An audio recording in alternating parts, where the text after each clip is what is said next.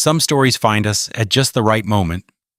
This one came to me the way the best tales do, passed along quietly, like a letter folded and refolded by hands that understood its weight.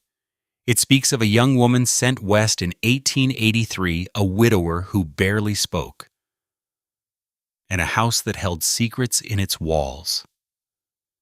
If you've ever stepped into a place and felt something wasn't quite right but couldn't say why, then you'll understand what Clara Parson felt the moment her boots touched that porch.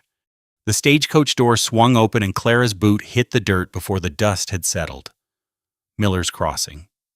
One saloon, one street, nobody waiting. She stood with her carpet bag, brass clasps tarnished from the journey, while the station man squinted at her paper. Brooks Place. He spat tobacco juice into the road. That's 5 miles out. Ain't nobody here for you. 2 hours on a hard bench. Then a buckboard rattled up. A young Mexican ranch hand held the reins. He said nothing. Didn't tip his hat. 5 miles of sage and silence. The house rose on a ridge 2 stories, whitewashed but peeling. Windows bare as empty eyes. No smoke from the chimney. No curtains. And on the porch, a rocking chair with a woman's shawl draped across the back. The shawl was covered in dust. Nobody had touched it in a very long time. If this opening has drawn you in, I'd be glad to know where you're joining us from today. As folks used to say, a story shared is a burden halved and a joy doubled. Clara woke before the rooster. Gray light through the window. Floorboards cold under her bare feet. She dressed in the same calico mended twice at the elbows and made her way downstairs. The kitchen sat empty. Coffee pot on the stove. Cold. Grease congealed in a skillet from a meal she hadn't cooked. She built a fire. Cracked eggs into the pan. Fried salt pork until the fat popped and spat. Set 2 plates on the table. Ate alone. His plate sat there until the eggs turned rubbery and the biscuit hardened. She scraped it into the slop bucket without a word. Day 3, she walked to the barn looking for eggs. Stopped in the doorway. Caleb stood with his back to her, brushing a dun mare with a white blaze. His hand moved slow, gentle, and he was talking a low murmur she couldn't make out. Soft words, patient words. Words he wouldn't give to humans. He gave freely to that horse. She didn't move. Through the slats of the stall, she watched him press his forehead against the mare's neck. His shoulders rose once, fell. A single tremor passed through him there and gone, quick as a cloud crossing the sun. Then he straightened, picked up the brush. His face went flat again. Clara backed away before he could turn. Day 5. The pump handle groaned as she worked it. Water splashing into her bucket. A voice behind her. Morning, miss. She turned. An older black man stood there. Hat in his weathered hands, face creased with decades of sun and wind. Old Mose she'd seen him near the bunkhouse, heard harmonica drifting across the yard at dusk. Morning, she said. He looked toward the barn, looked back at her. Something careful moved behind his eyes. He weren't always like this. His voice dropped low. Not before Mrs. Margaret. Clara's hand stilled on the pump. What happened to her? Mose put his hat back on, adjusted the brim. 2 years now. Long time for a man to carry something he can't put down. He walked away before she could ask what that meant. That night, Clara lay awake. Boots paced the hallway, outside her door. Back and forth, back and forth. past her room, down to the end of the hall, then back again. She rose, pressed her ear to the wood. The footsteps stopped, right outside a door she'd tried earlier. The one with no key, the one that wouldn't open. And then a sound she couldn't name. Something between a breath and a word. A woman's name. Spoken so quiet, it might have been the wind. Day 8. The sky turned green before noon. Clara stood at the kitchen window watching clouds stack up in the west, dark as bruises. The air had gone still, heavy. Even the chickens had stopped scratching in the yard. Then she heard it. A sound like a child screaming. High and raw and terrified. She was running before she knew she'd moved. Out the back door, across the yard, past the barn. Her boots caught in the tall grass. Her breath burned in her chest. The screaming didn't stop. The creek, the wire fence near the creek. She saw the foal first, a young paint, barely 6 months old, thrashing in the new wire fencing. The more it struggled, the deeper the barbs bit into its legs. Blood on the wire, blood on the grass. Clara dropped to her knees beside it. Her hands found the foal's neck. She pressed down. Firm, but not hard.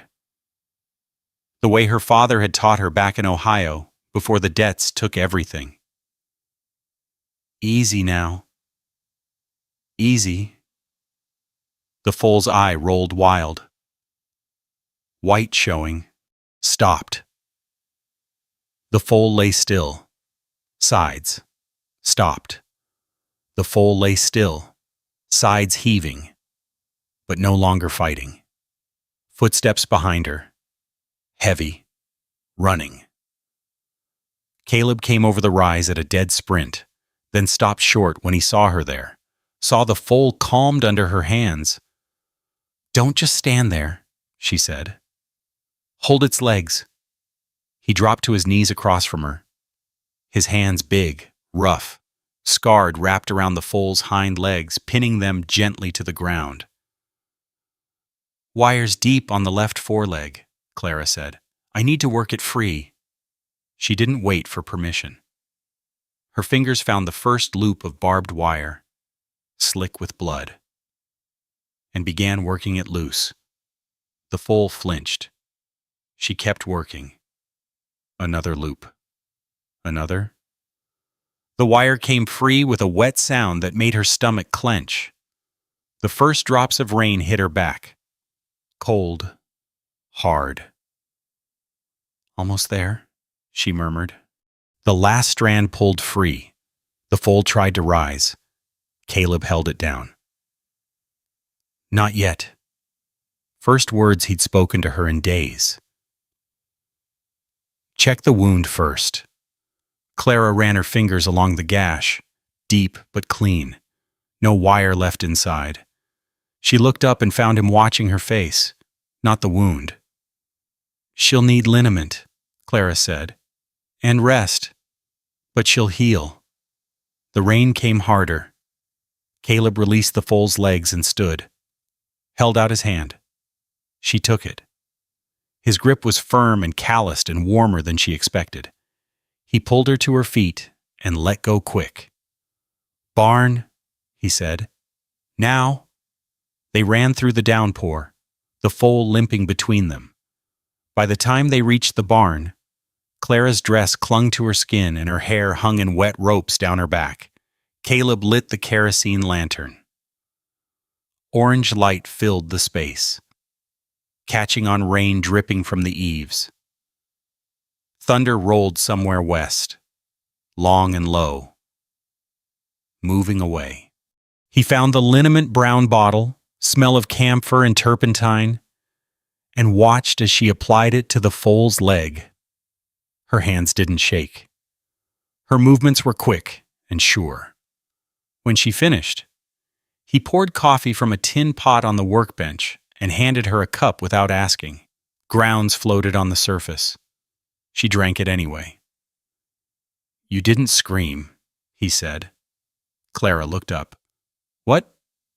"When you saw the wire, the blood, most women would have screamed." She took another sip. "Screaming doesn't unwrap wire." Something moved across his face. Not quite a smile, but close. Closer than anything she'd seen from him. "No," he said. "Reckon it doesn't." They stood in the barn with rain drumming overhead and the lantern throwing long shadows. The foal had settled now, lying on the straw, eyes half closed. "You're good with horses," Caleb said. His voice had changed. Softer. Margaret was too. The name hung between them.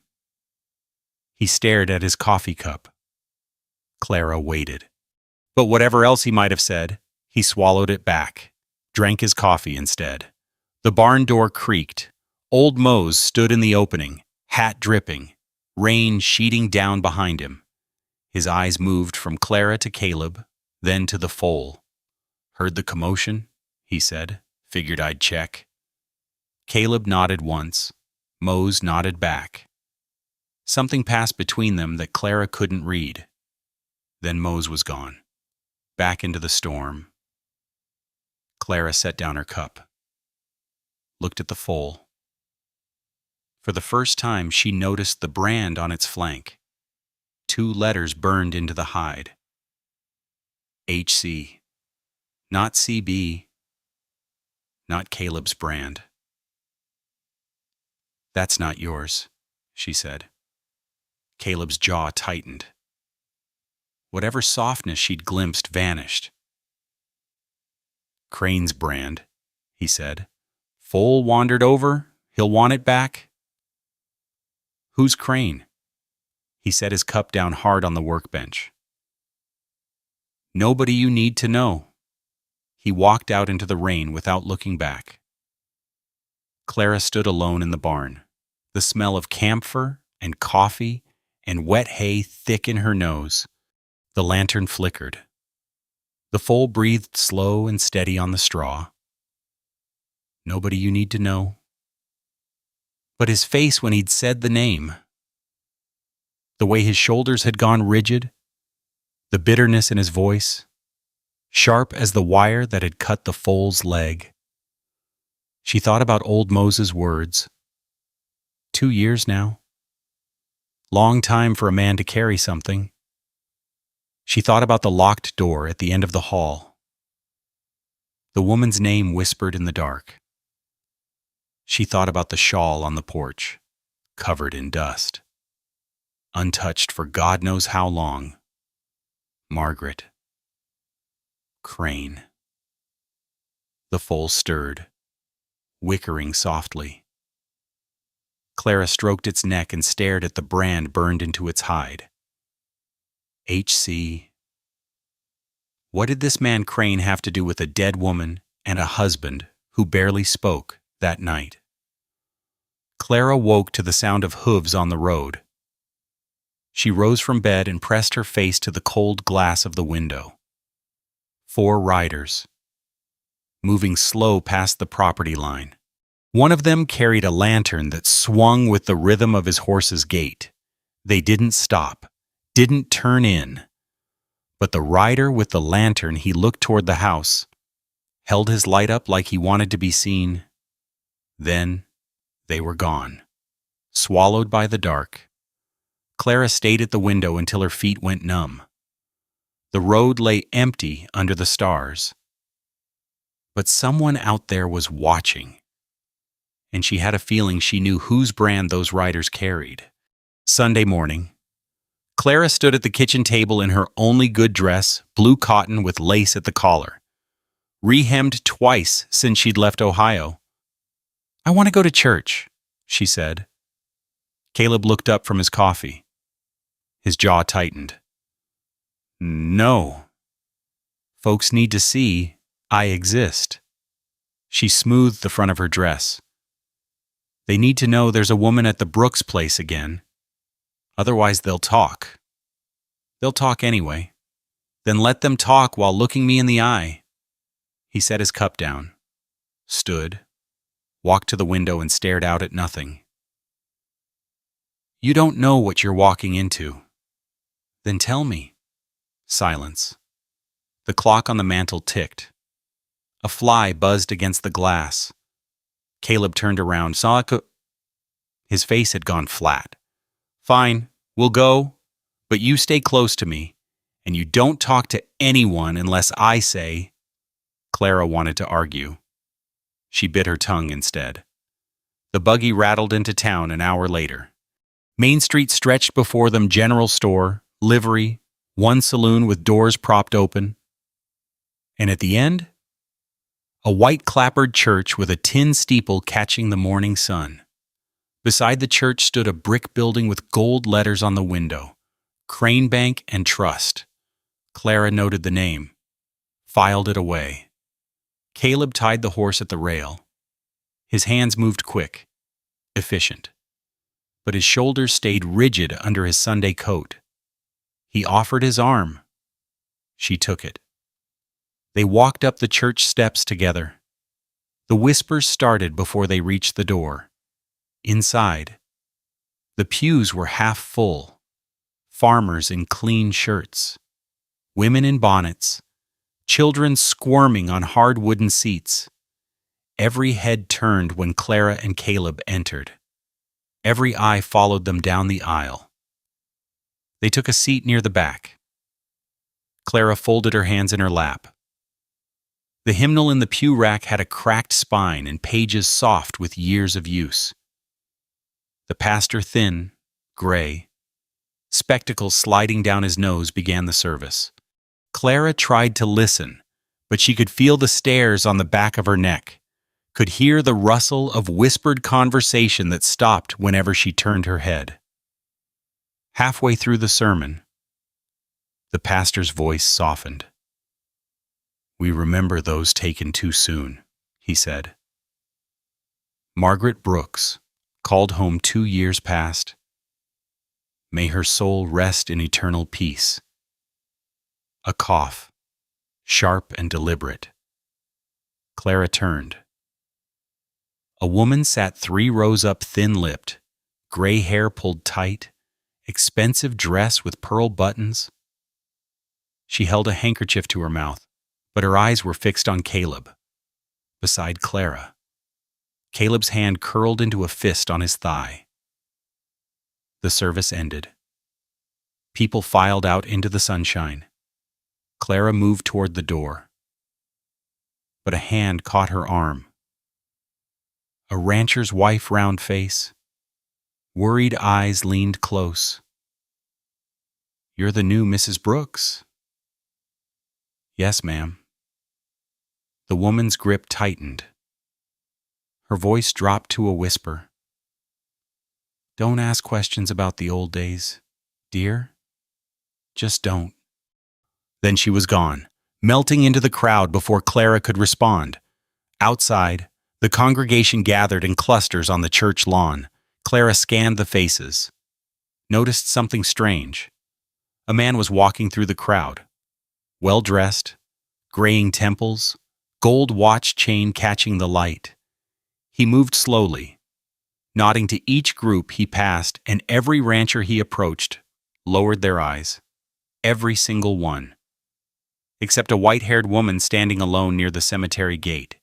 She stared at the man with cold hatred, naked and absolute on her lined face. The man noticed. He smiled at her, tipped his hat. The old woman looked away like she'd been struck. "Mrs. Brooks?" Clara turned. The man stood before her now, up close. She could see the lines around his mouth, the careful arrangement of his silver hair, the way his smile curved but never reached his eyes. I don't believe we've met. He took her hand before she offered it. His grip was warm. Too warm. He held on a beat too long. Hector Crane, I own the bank, among other things. Mr. Crane? I knew Margaret well. His thumb moved across her knuckles. A slow caress. Fine woman.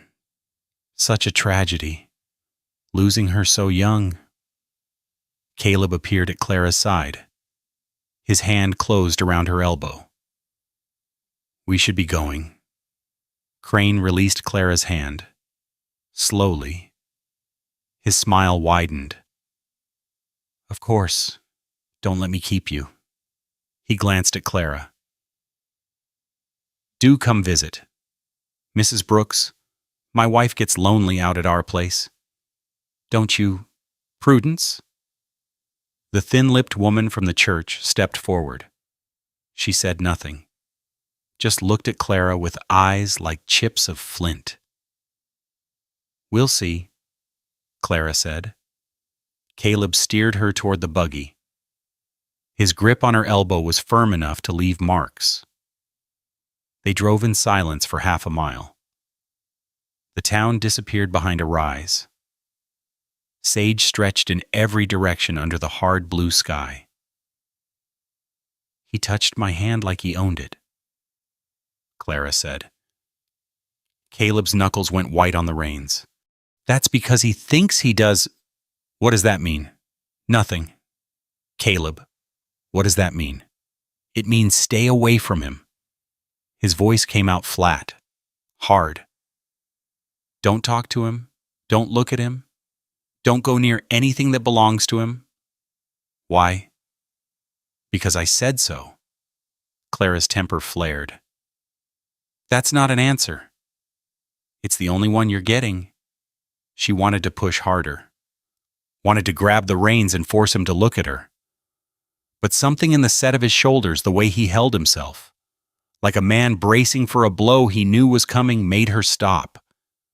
They didn't speak for the rest of the ride home. That afternoon, Clara walked through the upstairs hallway. Her footsteps echoed on the bare wood. She stopped at the locked door. She'd tried the handle before. It hadn't budged, but now she noticed something she'd missed. The door had a window on the other side. She could see light coming through the crack at the bottom. She went outside, walked around to the west side of the house, looked up.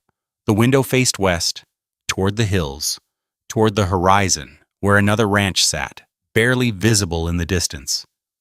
Toward Crane's land. Why would Margaret need a window facing that direction? Why would she sit in that room? Looking out at his property, Clara stood there until the sun touched the hills and painted them gold.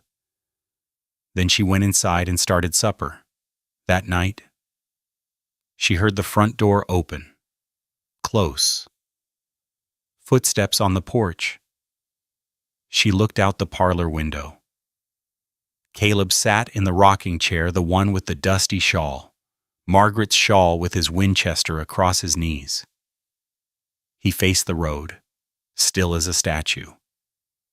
His eyes fixed on the darkness beyond the gate. Clara watched him for a long time. He didn't come inside until dawn. 3 days later, she found the key. She was dusting the parlor bookshelves. She hadn't touched them before, respecting what felt like Caleb's private space when she noticed a gap between 2 volumes of Tennyson. She reached in to straighten them. An envelope fell out and landed at her feet. The paper was yellowed. The handwriting on the front was faded but legible. For when I can't anymore. Clara's hands trembled as she opened it. Inside lay a small brass key. She knew exactly which door it would open. The room had been waiting. Clara stood in the doorway, her hand still on the knob, the brass key warm in her palm. The smell hit her first dust and lavender and something else underneath. Something stale and sweet, like old medicine left too long in the bottle. Nobody had been in here for 2 years. She could tell by the way the dust lay thick on every surface, by the cobwebs strung between the bedposts, by the stillness, heavy as water, that pressed against her from all sides. She stepped inside. The floorboards groaned. The bed was made. Quilt smoothed flat.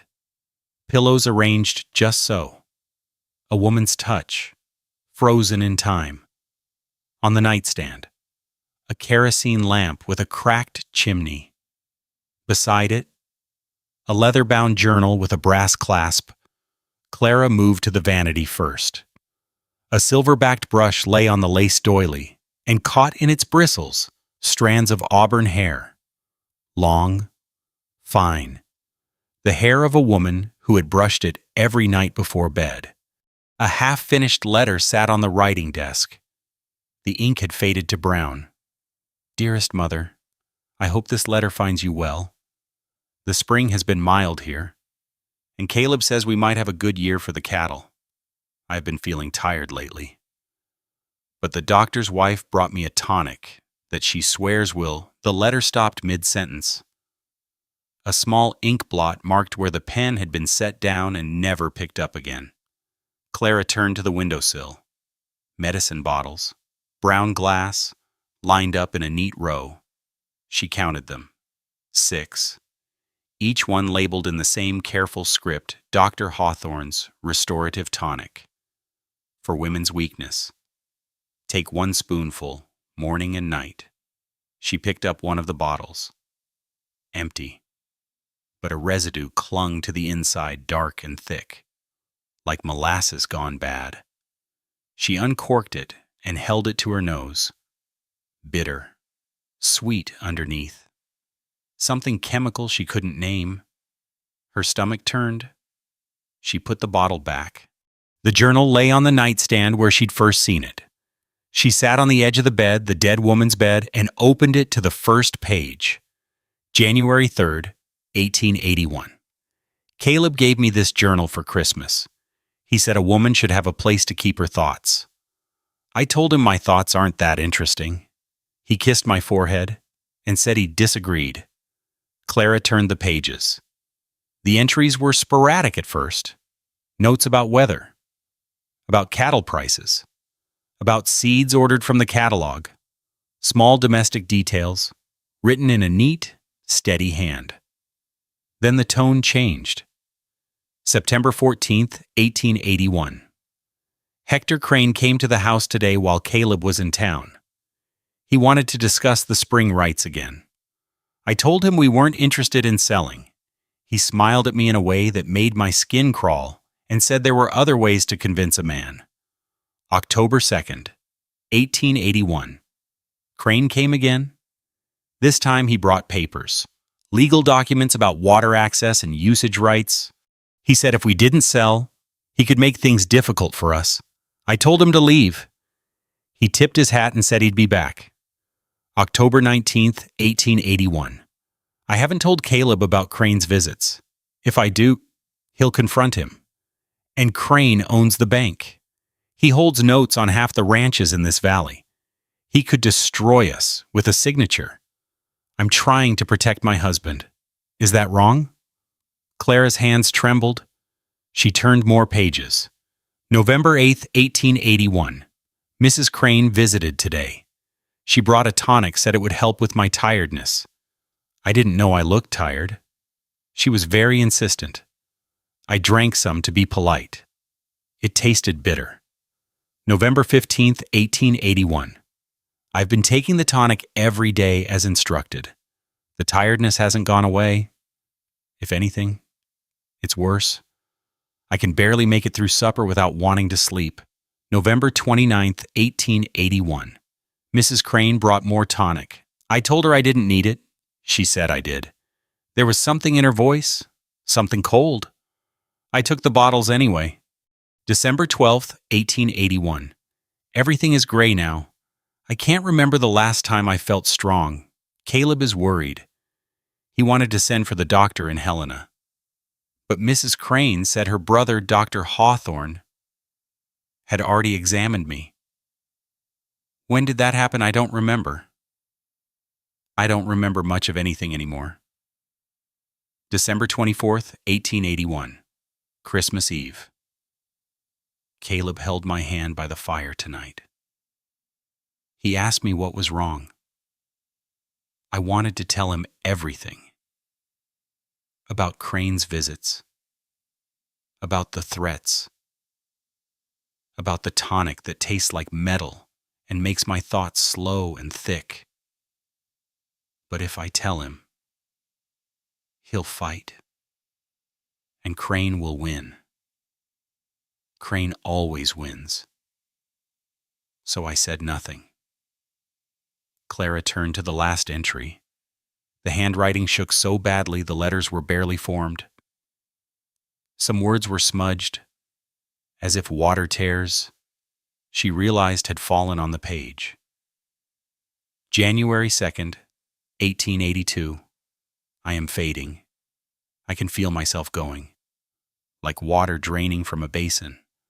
The medicine makes everything gray. And I am so tired of being tired.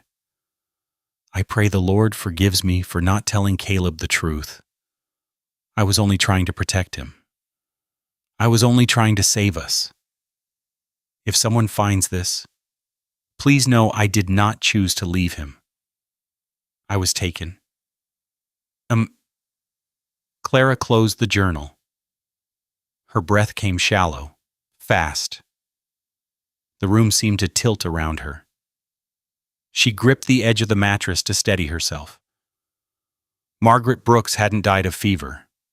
She'd been poisoned, slowly, deliberately, visit by visit, bottle by bottle, while her husband watched helplessly, not knowing what was happening right in front of him.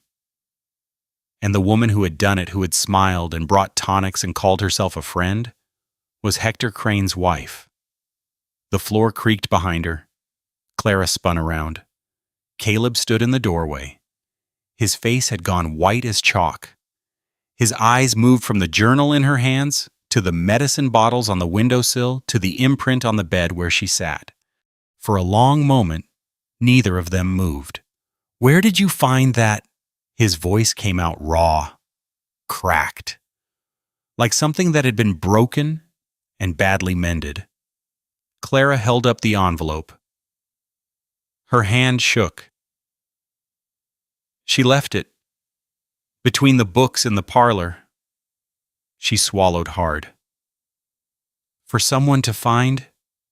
He crossed the room in 3 strides, took the journal from her hands. His fingers trembled as he held it, this record of his wife's final days, hidden where he couldn't bear to look. "I locked this room 2 years ago." The words scraped out of him. I couldn't come in here." Maybe she knew that. Clara's voice was quiet, steady. Maybe she knew someone else would need to open it. He sank onto the bed beside her. The springs groaned under his weight. He stared at the medicine bottles lined up on the sill, brown glass catching the afternoon light. "You knew," Clara said. It wasn't a question. "You suspected something." Caleb didn't answer for a long time. When he finally spoke, his voice was barely audible. "She got sick so fast. October she was fine, laughing, riding out to check the fences with me, and by Christmas she could barely walk." He paused. His jaw worked. "The doctor said it was women's troubles. Said there was nothing to be done." "Hawthorne, Mrs. Crane's brother?" "Yes." Clara looked at the journal in his hands, at the shaking fingers that gripped it like a lifeline. "Did you read this before?" "No." He shook his head slowly. "I couldn't. After she was gone. I locked everything away. Her clothes, her books, her—" His voice broke. "I thought if I didn't look at it, I could pretend it wasn't real. But you knew something was wrong." He turned to face her. His eyes were red-rimmed, raw. "I knew. I knew in my gut that fever doesn't work that way, that healthy women don't just fade away in 3 months. He set the journal down on the bed.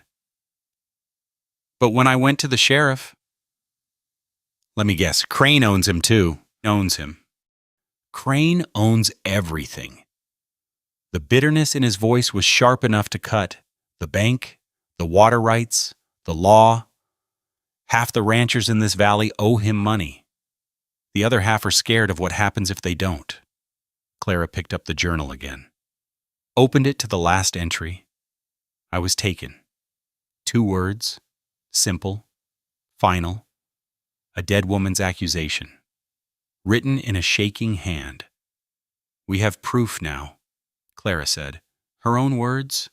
The bottles. The pattern. Caleb looked at her. Something flickered behind the exhaustion in his eyes. Proof of what? That my wife got sick and died, that she took medicine that didn't help her. He shook his head. Crane's brother-in-law signed the death certificate. Fever, it said. Natural causes. Who's going to believe a dead woman's journal over a doctor's signature? Someone will. Who? Clara didn't have an answer. Not yet. But as she sat in the dead woman's room, holding the dead woman's words, she made a silent promise. She would find someone, and Hector Crane would answer for what he'd done. A sound from downstairs, the front door opening. Footsteps on the boards. Clara and Caleb both froze. Old Mose's voice drifted up the stairwell. Mr. Caleb, Miss Clara, you better come down here. A pause. There's someone at the gate. Says he's got a message from Mr. Crane. The messenger was a young man, barely 20, with nervous hands and a hat pulled low over his eyes. He sat on a bay horse at the gate, not coming closer, like he knew better than to set foot on Brooks' land. Caleb walked out to meet him. Clara watched from the porch. The young man handed over an envelope, said something she couldn't hear. Caleb's shoulders went rigid. He took the envelope, didn't open it, and the messenger turned his horse and rode away without looking back. Caleb stood at the gate for a long time, the envelope in his hand. Then he walked back to the house, passed Clara without a word, and went inside. She found him in the parlor, standing by the cold fireplace, the envelope torn open on the floor. What does it say? He held out a single sheet of paper. She took it. Mr. Brooks, I understand your new wife has been asking questions around town. I would advise her to stop. Curiosity is an admirable quality in the young, but it can also be dangerous. I trust you will explain this to her. With regards, H. Crane? Clara read it twice. Her hands didn't shake. She was surprised by that. He knows, she said. He knows everything. Caleb's voice was flat, dead. He always knows. She set the letter on the mantel. Then we need to be smarter than him. There is no being smarter than him. He turned to face her. Don't you understand? I tried 2 years ago, after she died. I went to the sheriff. I went to the doctor. I even rode to Helena to talk to a territorial marshal. His voice cracked. Nobody believed me. Nobody wanted to believe me. Crane has money. Crane has connections. Crane has papers signed by his brother-in-law saying my wife died of natural causes. So you gave up. The words hung between them. Caleb's face went red, then white. I didn't give up. I survived. He stepped toward her. You don't know what it's like. Watching everyone turn away. Watching the people who came to her funeral shake Crane's hand at church the next Sunday. Watching him smile at me across the street like he hadn't just... He stopped. His hands were shaking, like he hadn't just what Caleb sank into the chair by the fireplace, put his head in his hands. For a long moment, the only sound was the clock ticking on the mantel. I thought about killing him. The words came out muffled, broken. Stood on his porch one night with my pistol loaded. My finger was on the trigger. I could see him through the window, sitting in his parlor, reading the newspaper like he hadn't done anything wrong. Clara didn't move, didn't speak. But I heard her voice, Margaret's voice, in my head, telling me not to become what he is, telling me that murder would make me no better than him. He looked up. His eyes were wet. So I went home, and I've been silent ever since. Clara crossed the room, sat in the chair across from him. The lamp on the table between them burned low, casting shadows on the walls. "You weren't a coward," she said. "You were alone. There's a difference." He stared at her. Something shifted in his face. Surprise, maybe, or confusion, like he'd expected condemnation and received something else instead. "I should have done more." "What more could you have done?" "You went to the law. You went to the doctors. You did everything a man could do by himself." She leaned forward. "The problem wasn't you. The problem was that you were alone. And now you're not." He looked at her for a long time. The lamp flickered. Outside, the wind picked up, rattling the windows. "What do you want to do?" he asked. "I want to find others. People who've seen what Crane does. People who know the truth but have been too scared to speak." She paused. "One voice, he can silence. But 10 voices, 20. People are afraid. Everyone's afraid. The question is whether they're more angry than scared." A knock at the front door made them both jump. Caleb reached for the rifle by the fireplace. Clara put her hand on his arm. "Wait." She went to the door, opened it. Old Mose stood on the porch, hat in his hands, the night wind pulling at his coat. His face was grave. "Saw that rider leave?" he said. "Figured it was trouble." Caleb appeared behind Clara. "Come in, Mose." The old man stepped inside. He looked around the parlor at the torn envelope on the floor, at the letter on the mantel, at the two of them standing close together in the lamplight. "You found it," he said. "The journal." Clara nodded. Mose let out a long breath. "Been wondering when that day would come." "You knew about the journal." "I knew Mrs. Margaret kept one. She used to write in it every evening, sitting by that window upstairs." He turned his hat in his hands. "I didn't know what was in it, but I had my suspicions." Caleb stepped forward. "What suspicions?" Mose looked at him. Something passed between them. Old grief, old guilt, old silence finally breaking apart. Mrs. Crane came to visit 3 times in Mrs. Margaret's last month. 3 times. Every time she came, she brought them brown bottles. Every time she left, Mrs. Margaret took to her bed sicker than before. He paused. "I told you back then, Mr. Caleb. You remember?" "I remember." Caleb's voice was barely audible. "I told you to keep quiet. Keep your head down. You was trying to protect me. I know that." Mose shook his head slowly. "But I should have spoke anyway. Should have gone to someone. Anyone. Even if nobody believed me." "Who would have believed you?" Clara asked. "Crane owns this town. Maybe nobody else, but at least I would have tried." The old man looked at the floor. "I liked Mrs. Margaret. She treated me decent. Treated me like a man, not like property." and I let her die without saying a word." "You didn't let her die?" Clara's voice was sharp. "Crane killed her. His wife helped, and his brother-in-law covered it up. You were just one man against all of that." Mose raised his eyes to meet hers. "You really believe we can do something about it? After all this time?" "I believe we have to try." He nodded slowly, looked at Caleb, looked back at her. "All right then." He put his hat back on. "I ain't the only one who saw what happened.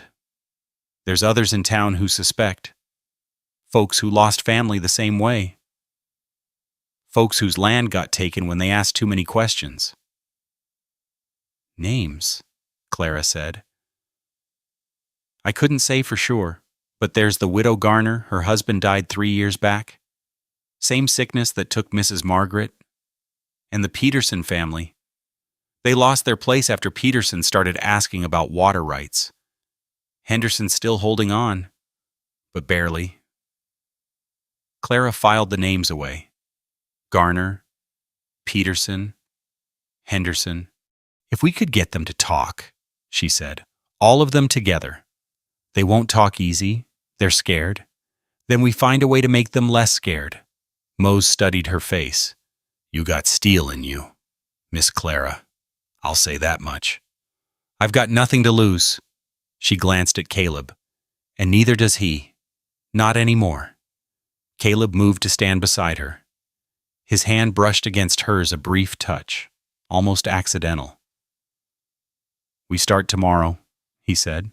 "Church women, ranch hands, anyone who might know something. But we do it quiet, careful. Crane can't know what we're planning until we're ready." Mose nodded. "I'll put the word out. Folks trust me. They'll talk to me when they won't talk to nobody else." "Be careful," Clara said. "If Crane finds out, I'm 62 years old. Miss Clara, I've been careful my whole life." A ghost of a smile crossed his weathered face. "Maybe it's time to be something else." He turned and walked out into the night. Clara watched him go, his silhouette disappearing into the darkness between the house and the bunkhouse. Then she closed the door and turned back to Caleb. They stood in the parlor, the lamp burning low between them, the letter from Crane still sitting on the mantel like a threat made visible. "Thank you," Caleb said quietly. "For what? For not giving up on this, on her." He paused. "On me." Clara reached out, took his hand. His fingers were cold, rough with calluses, trembling slightly. "We're going to find the truth," she said. "And when we do, Hector Crane is going to answer for what he's done." Caleb's hand tightened around hers. He didn't let go. They stood there in the dying lamplight, two people bound by a dead woman's words and a promise neither of them had spoken aloud. Outside, the wind carried the sound of hooves on the distant road. 4 riders, moving slow. Clara went to the window, looked out into the dark. The riders had stopped at the edge of the property. Their lantern light flickered in the distance, casting long shadows on the sage. They weren't coming closer. They were watching. And this time, Clara was certain they wanted her to see them. The general store smelled of pickle brine and coffee beans and something else underneath something sour, like fear. Clara stood at the counter with her list in hand. Flour, salt, coffee, kerosene. Simple things. The same supplies she'd bought a dozen times since arriving at the Brooks Ranch. Mr. Haskell wouldn't look at her. He stood behind the counter, arranging cans of peaches that didn't need arranging. His hands moved quick and nervous. A bead of sweat rolled down his temple despite the cool morning air. "I need flour," Clara said. 5 pounds. "We're out," She looked past him. The shelf behind the counter was stacked with flour sacks, white as fresh snow, printed with the mill's red logo. "I can see it right there. We're out." His voice cracked. "Out of flours, out of salt, out of everything you need." Clara set her list on the counter. "Mr. Haskell, I've been buying supplies here for weeks. What's changed?" He finally looked at her. His eyes were red-rimmed. "Frightened. You ought to tell your husband to stop stirring up trouble." "My husband isn't stirring up anything." "That ain't what I heard." Haskell leaned forward, his voice dropping to a hiss. "Some things are better left buried. Mrs. Brooks, you understand some things need to stay in the ground where they belong?" The bell over the door jingled. Clara turned. A woman she recognized from church, Mrs. Patterson, wife of the feed store owner, stood in the doorway. She took one look at Clara and stopped dead. Her face went pale. She turned and walked back out without a word. Clara watched her go. Through the window, she could see Mrs. Patterson hurrying down the boardwalk, head down, arms clutched across her chest like she was trying to hold herself together. She turned back to Haskell. "I'll take my business elsewhere." "You do that, you'll find the same answer everywhere." Clara walked out. The door slammed behind her. On the street, people were watching and pretending not to. A group of women at the water pump fell silent as she approached. When she stopped to draw water, they scattered like sparrows before a hawk. She stood alone at the pump, the handle cold in her grip. Her reflection stared back from the water trough, a thin face, tired eyes, hair coming loose from its pins. She looked like exactly what she was, a woman with no friends, no allies, no place in this town that had decided to shut her out. Movement across the street. Hector Crane stood on the boardwalk outside his bank. Gray suit, gold watch chain. He was smiling. He tipped his hat to her. Slow, deliberate. Clara's hands clenched around the pump handle. She pumped water she didn't need, filling her bucket just to have something to do with her hands, just to keep from walking across the street and slapping that smile off his face. When she looked up again, Crane was gone. That afternoon, the Petersons came to the ranch. Tom Peterson and his wife Martha pulled up in their buckboard, the horses lathered and blowing. Peterson climbed down before the wagon stopped moving. His face was gray. "We can't do it," he said. "We can't stand with you. I'm sorry." Caleb came out of the barn, wiping his hands on his trousers. "What happened?" "Crane called in our note. The whole thing. $2,000. Due in 30 days. Peterson's voice shook. "We don't have it. Nobody has that kind of money. We lose the ranch. Caleb, everything my father built." Martha Peterson sat rigid on the wagon seat, her hands white-knuckled on the edge. Tears ran down her weathered cheeks, cutting tracks through the dust. "He knew," Peterson said. "Somehow he knew we'd talk to you. Before we even got home. The notice was waiting on the kitchen table. Someone put it there while we were gone." Clara stepped forward. "Mr. Peterson, I'm sorry, Mrs. Brooks." He wouldn't look at her, wouldn't look at anyone. "I got children to feed. I can't fight a man like Crane if it.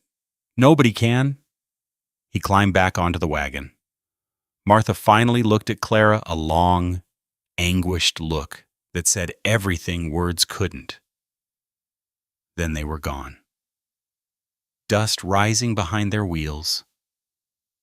Henderson came the next morning. His story was worse.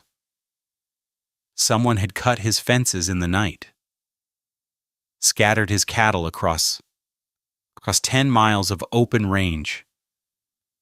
By the time his hands found them, half the herd was gone, lost in the hills, stolen, dead in a ravine.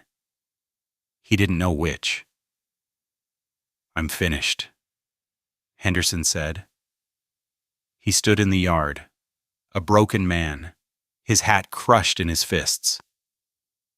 "Even if I wanted to fight, I got nothing left to fight with." Clara watched him ride away. Another ally gone. Another door slammed shut. That night, she found the note. It was nailed to the barn door with an iron spike. Brown paper, pencil scrawl. Words that made her blood run cold.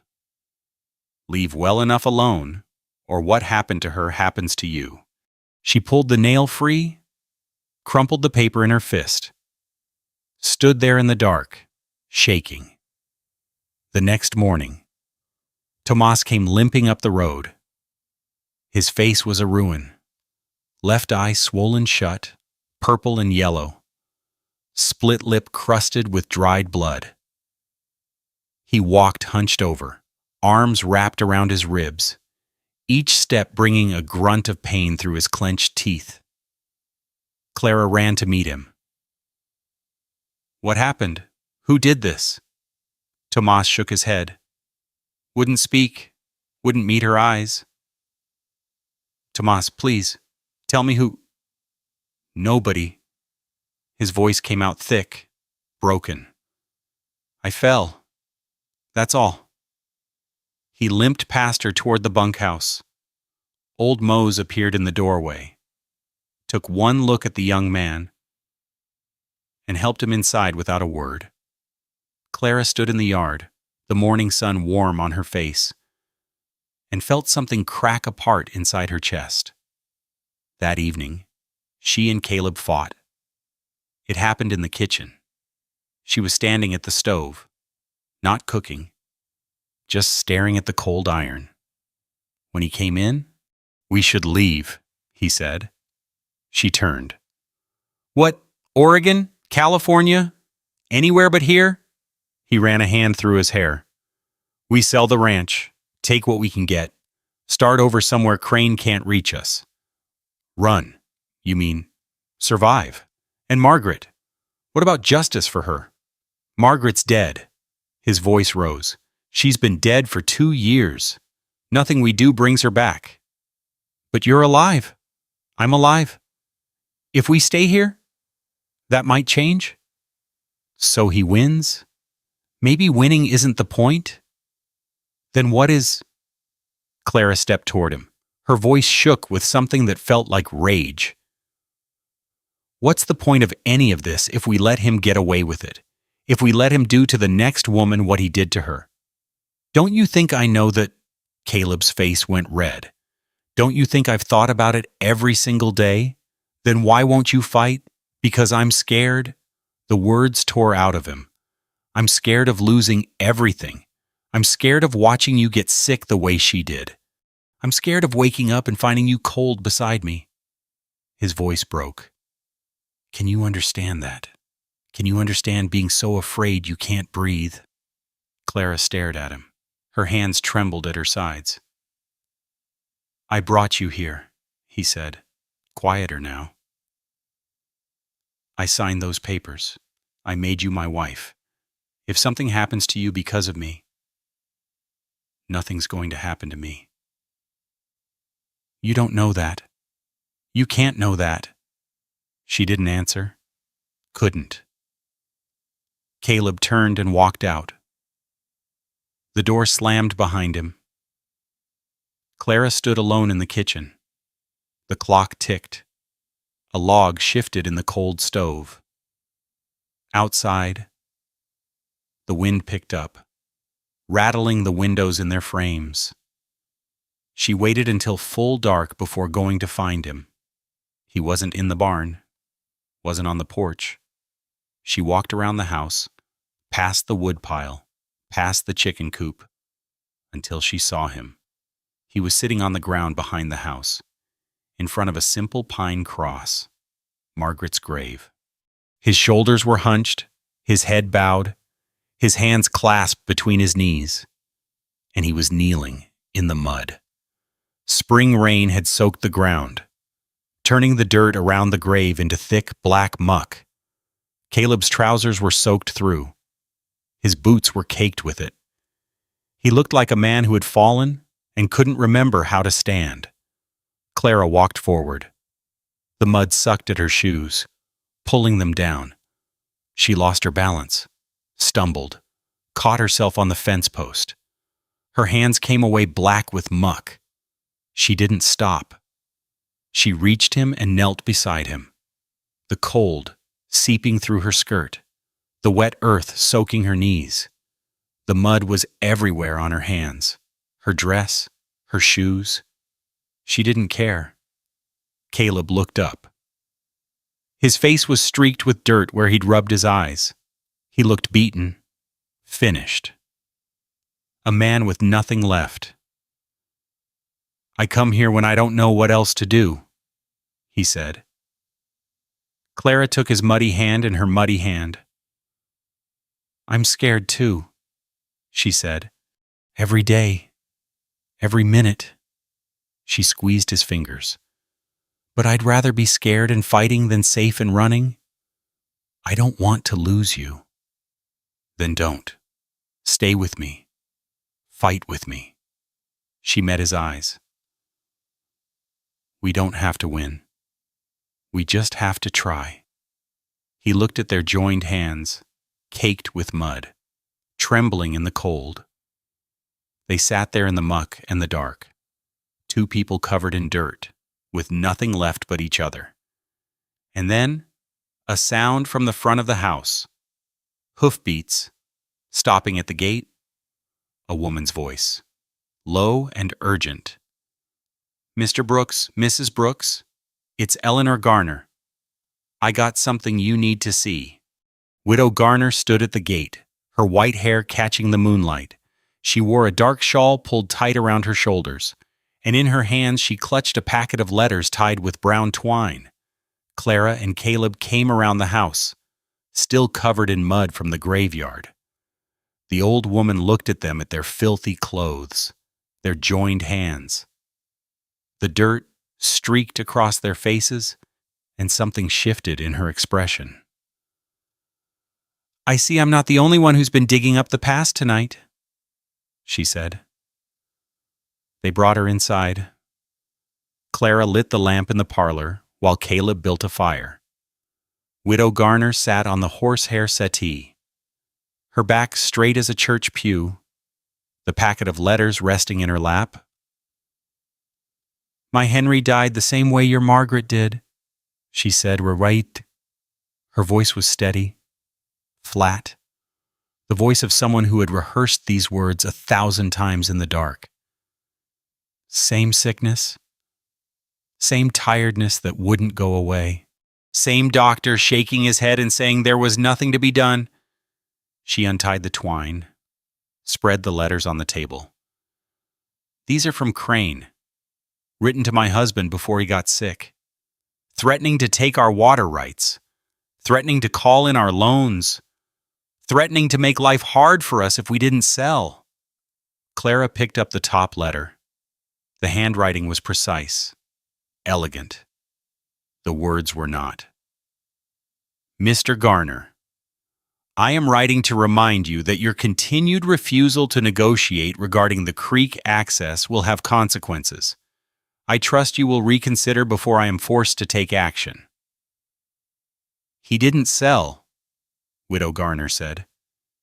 "Henry was stubborn. That's what I loved about him. He said he'd rather die than give Crane an inch of our land." She paused. Her jaw tightened. 3 months later, he got his wish. Caleb leaned forward. "Why didn't you show these to anyone before?" "Who was I going to show them to, Sheriff Dawson?" She laughed a bitter, hollow sound. "The man owes Crane $3,000. And the doctor who signed Henry's death certificate was Hawthorne, Crane's own brother-in-law. She looked at Clara. Her eyes were hard, bright. I heard you've been asking questions. Heard Crane's been trying to shut you up. I figured if you had the guts to keep pushing, maybe I should too. Clara set the letter down. How many others are there? People who lost family the same way. More than you'd think, less than, we'll admit it. Widow Garner stood a while, but I know a few who might talk.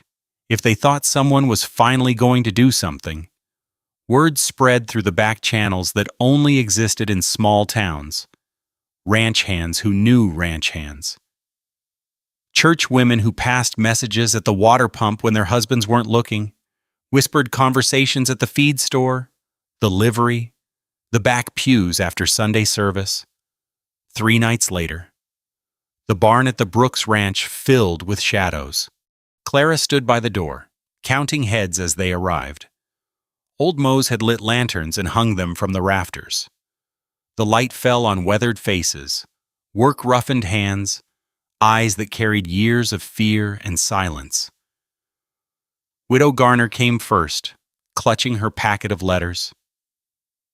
Then the Morrison family husband, wife, and grown son. Their ranch barely holding on after Crane bought up the water rights upstream. The Hendersons came despite everything, Tom's face still tight with grief over his scattered herd. But his wife Ruth had insisted. A young widow named Sarah Doyle, whose father had died in a farming accident 6 months after refusing to sell his timber rights. And others, faces Clara didn't recognize. People who had traveled from neighboring valleys, drawn by rumors and hope and desperation. 12 in all. 12 people standing in a barn at midnight, risking everything just by being there. Caleb walked to the center of the group. His hands shook at his sides, but his voice was steady. You all know why we're here. You all know what Crane has done. What he's been doing for years. He paused. 2 years ago, my wife Margaret died. The doctor said it was fever, but I found her journal. She wrote everything down: Crane's threats, his visits, the tonic his wife kept bringing. She knew what was happening to her. She was trying to protect me by staying silent. His voice cracked. He stopped, breathed. I should have spoken up then. I didn't. I was scared. I'm still scared. He looked around the barn, meeting each pair of eyes in turn. But I'm done being scared alone. Widow Garner stepped forward. The lantern light caught the cameo brooch at her throat, a woman's profile carved in shell. Worn smooth by years of touching. My Henry was a stubborn man, she said. Crane couldn't break him, so he killed him slow. I watched my husband fade away over 3 months, and I couldn't do a thing to stop it. Been living with that for 5 years. She looked around the barn at the frightened faces, the hunched shoulders, the hands that clutched each other in the dark. Well, I'm 72 years old, and I'm done waking up angry and going to bed angry and not doing a thing about it. Who else is done? Silence. The lanterns flickered. A horse stamped in its stall. Tom Henderson raised his hand. Crane scattered my herd last week. Cost me half of everything I own. His voice was rough. I got nothing left to lose.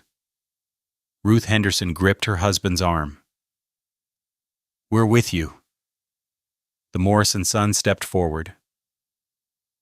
Crane's been squeezing my family for 10 years.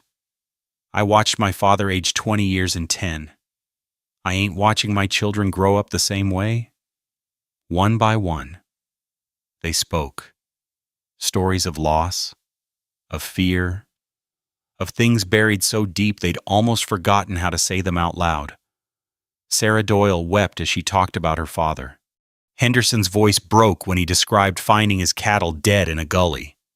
But they spoke. Every single one. When the last voice fell silent, Clara stepped forward. The local law won't help us. Sheriff Dawson is bought and paid for. But the circuit judge rides through Fort Benton in 4 days.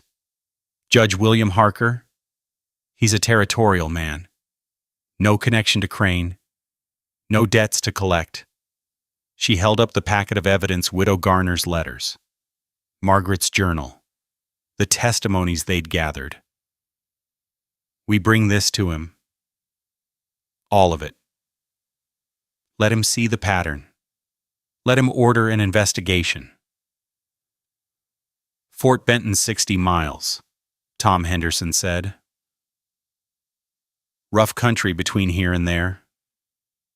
Crane'll know we're going before we're halfway. Then we ride fast, take the back trails, and if the judge won't listen, then we make him listen. Clara's voice hardened. But we don't get that chance if we don't try. The barn door creaked. Everyone froze. A young man stood in the opening. Nervous, pale. One of Crane's ranch hands. Clara recognized him from town. Always hanging back. Always watching. Don't shoot, he said. His voice trembled. I ain't here for trouble. Caleb's hand moved toward the pistol at his hip. Then why are you here? The young man stepped into the light. His face was slick with sweat. Because I'm tired. He swallowed hard. Tired of doing his dirty work. Tired of looking the other way. He pulled an envelope from inside his coat. He sent me to spy on you. Find out who was here, what you were planning. But He stopped. His hands shook. My sister's sick, he said. Same way your wife was sick. Mr. Brooks, same tiredness. Same tonic Mrs. Crane keeps bringing. His voice cracked. I know if I don't do something, she's going to end up like all the others. Clara stepped forward. What's your name? Billy. Billy Rollins. What's in the envelope, Billy? He held it out. His fingers trembled. His ledger. The real one. Names of everyone he's paid off. Everyone he's threatened. Every dirty deal he's made for 20 years. I copied it from his office while he was at supper. Clara took the envelope. Opened it. Pages and pages of names. Dates. Dollar amounts. A roadmap of corruption stretching back decades. Why? She asked. Why give this to us if he finds out? Then he finds out. Billy's face crumpled. My sister's 15 years old. She's got her whole life ahead of her. I ain't letting him take that from her. Widow Garner walked forward, took the young man's hands in hers. You done a brave thing, Billy Rollins. Your sister would be proud. The young man's shoulders shook. He covered his face with his hands. Clara looked at Caleb. He looked back at her. For the first time since she'd arrived at this ranch, she saw something in his eyes that wasn't grief, or guilt, or fear. Hope. 3 days later, they rode out before dawn. Clara and Caleb in front. Old Mose beside them, his harmonica tucked in his saddlebag. Tom Henderson and the Morrison boy bringing up the rear. Billy Rollins had stayed behind to watch over his sister, but he'd given them everything: the ledger, detailed directions to Fort Benton, names of people along the way who might offer shelter. They carried everything: the letters, the journal, the ledger. Enough evidence to bring down Hector Crane. 60 miles to Fort Benton. 4 days until the circuit judge moved on to his next stop. They rode hard through the morning. pushing the horses as fast as they dared on the rough trails. By noon, they'd covered 20 miles. By evening, they made camp in a dry creek bed, hidden from the main road by a stand of cottonwoods. Clara lay awake, staring at the stars scattered across the black Montana sky. Caleb's hand found hers in the dark. "We're going to make it," he said. "I know." But as she drifted toward sleep, she heard something that made her eyes snap open. Hoofbeats, distant but growing closer. She sat up, shook Caleb awake. On the ridge above them, silhouetted against the rising moon, 4 riders had stopped. They weren't moving. They were waiting. The 4 riders didn't move.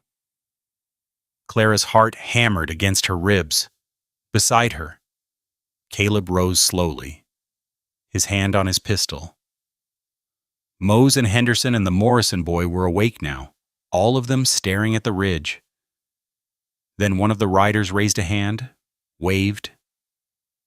"That's Peterson," Henderson said. His voice came out rough with relief. "That's Tom Peterson." The riders came down the slope, 4 of them Peterson, his oldest son, and 2 ranchers Clara didn't recognize.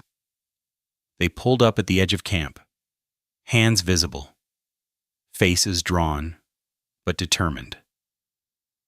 "Heard you were headed to Fort Benton," Peterson said. He dismounted, held his horse's reins in trembling hands. "Figured you could use more company." Caleb stared at him. "You said you couldn't stand with us. Said Crane called in your note." "He did?" Peterson's jaw tightened. "But Martha, she wouldn't let me sleep. Said if I let you ride alone, I'd never be able to look my boys in the eye again." He met Caleb's gaze.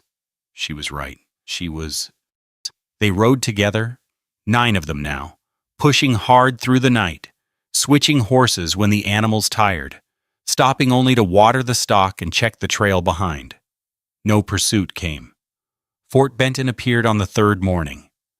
The town spread along the Missouri River, bigger than Clara had expected brick buildings, a steamboat dock, warehouses stacked with furs and grain. The territorial flag flew from a pole outside the courthouse. They found Judge William Harker in his chambers. A small room cluttered with papers, smelling of tobacco and old leather. The judge sat behind a scarred oak desk, spectacles perched on his nose, a spittoon at his feet. He was old. 70 at least. His hair had gone white, and deep lines carved his face like river channels. But his eyes were sharp, clear. "You've got 10 minutes, he said. "I have a stage to catch." Clara laid the evidence on his desk. Margaret's journal, Widow Garner's letters, the ledger Billy Rollins had risked everything to steal. Judge Harker read in silence, turned pages, made notes with a stubby pencil. His expression didn't change. 10 minutes passed, then 20. The stage came and went without him. When he finally looked up, his face was grim. "How long has this been going on?" 20 years, Clara said. "Maybe longer." And nobody thought to bring it forward before Crane owns the local sheriff, the local doctor, the local bank. She kept her voice steady. People were afraid. Harker grunted, set down his pencil. "I've seen men like Crane before. They're all the same. Think they can buy anything. Think fear is the same as respect." He gathered the papers into a neat stack. "I'm ordering a formal investigation. Crane's water rights are suspended pending review. His bank accounts will be frozen. And he'll be summoned to territorial court to answer these charges." Clara's knees went weak. She gripped the edge of the desk. That's it, just like that. Harker looked at her over his spectacles. Young woman, I've been riding this circuit for 30 years. I've seen land barons and cattle kings and men who thought they were above the law. Not one of them lasted forever. He stood, extended his hand. You did a brave thing, bringing this to me. Now go home and let the law do its work. Clara shook his hand. His grip was firm, dry.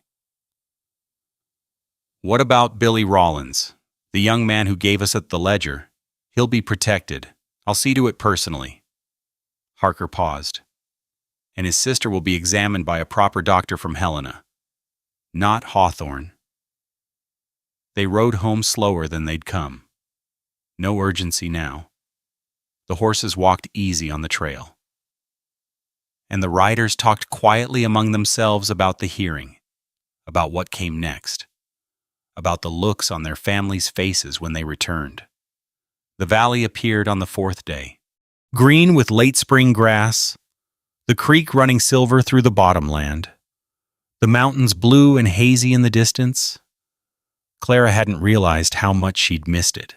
Caleb stopped the wagon on the ridge overlooking the ranch, the same ridge where she'd seen riders watching the house weeks ago, the same view the barn, the house with its whitewashed walls, the corral where the horses milled and stamped. You could still go back east, he said. Clara turned to look at him. His face was weathered from the ride, dusty and tired. But something had changed. The lines around his mouth had softened. His shoulders sat lower now. Why would I do that? Have a normal life. Find a husband who isn't carrying all this history. Clara reached over, took his hand. This is my life. Here. With you. He looked at her for a long moment. Then he nodded once, clicked his tongue at the horses. The wagon rolled forward. They found the house changed. Someone had been there while they were gone. The porch had been swept. The windows washed. A wreath of wildflowers hung on the front door, Indian paintbrush and lupine, the colors of Montana spring. Inside, fresh bread sat on the kitchen table. A note pinned beneath it. We look after our own. E. Garner, R. Henderson, M. Peterson.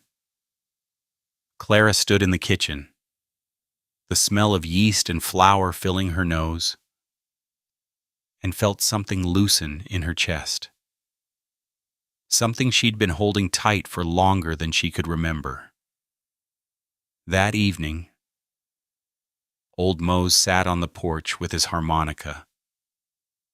The notes drifted across the yard as the sun touched the hills, an old song, slow and sweet. Caleb came out of the barn. He stopped when he heard the music, stood there listening. He used to play for Margaret, he said when Clara joined him. Every evening when she was sick, she said it helped her sleep. It's beautiful. It is. They stood together, watching the sun sink behind the mountains. The sky turned gold, then purple, then the deep blue of coming night. The next morning, Caleb took Clara to the small plot behind the house, Margaret's grave, the simple pine cross, weathered now, the letters of her name fading but still visible. He stood there for a long time, hat in his hands, head bowed. I think you would have liked her, he said to the cross. I think you would have wanted this, for someone to know the truth. He paused, swallowed. I'm sorry it took so long, but it's done now. Clara reached out, took his hand. They walked back to the house together. Inside, she found the curtains she'd bought in Fort Benton blue gingham, bright and clean, still wrapped in brown paper. She'd forgotten about them in the chaos. She unwrapped them now, held them up to the light. Caleb appeared in the doorway. "What are those curtains for the windows?" He looked at the bare glass, the same windows that had stood empty for 2 years. "I'll get the ladder," he said. They hung them together. Blue fabric against the whitewashed walls, catching the afternoon light, making the room feel different, like someone lived there again. Clara stepped back. Caleb stood beside her, his shoulder brushing hers. "What do we do now?" she asked. He was quiet for a moment. "Same as everybody else. I reckon. We keep going." "That's not nothing." "No." He looked at her, almost smiled. "I guess it ain't." Outside, the harmonica started up again. Old Mose playing on the porch, the notes drifting through the open window. Somewhere in the barn, a horse whinnied. The foal with Crane's brand their foal now. Clara supposed was healing well. She stood in the parlor of the house that had belonged to a dead woman, with a man she'd known for 6 weeks but was beginning to understand, and felt something she hadn't felt in years. Home. Not the home she'd been born to, not the home she'd lost when debts took everything, but a home she'd chosen, a home she'd fought for. The sun sank below the hills. The stars came out. And in the small ranch house in the Montana Valley, 2 people who had been strangers sat down to supper together. They talked about the weather, about the horses, about the fence line that needed mending. Simple things, ordinary things, the things that made a life. There's a certain quiet that settles after a story like this one, not the silence of emptiness, but the kind that comes when something familiar has been stirred. Perhaps you felt it too, that tender ache for people you've never met, but somehow recognize. Many of us have carried things we couldn't speak aloud. Some of us have sat in houses that felt too large, too still, waiting for someone to see us as we truly are. Some of us have loved people who couldn't say what they meant. And we learned to read their silence instead of their words. Some of us have fought battles that nobody else knew about and kept going anyway. If this story brought something to the surface, something old, something unfinished, something that still feels heavy after all these years, it's all right to let it sit there. You don't have to understand it, or fix it, or make peace with it today. Some feelings are meant to be held gently, not explained. Some memories visit and then move on, like wind through an open window. It's enough that you stayed. It's enough that you listened. Thank you for being here. Thank you for letting this story rest beside you for a little while.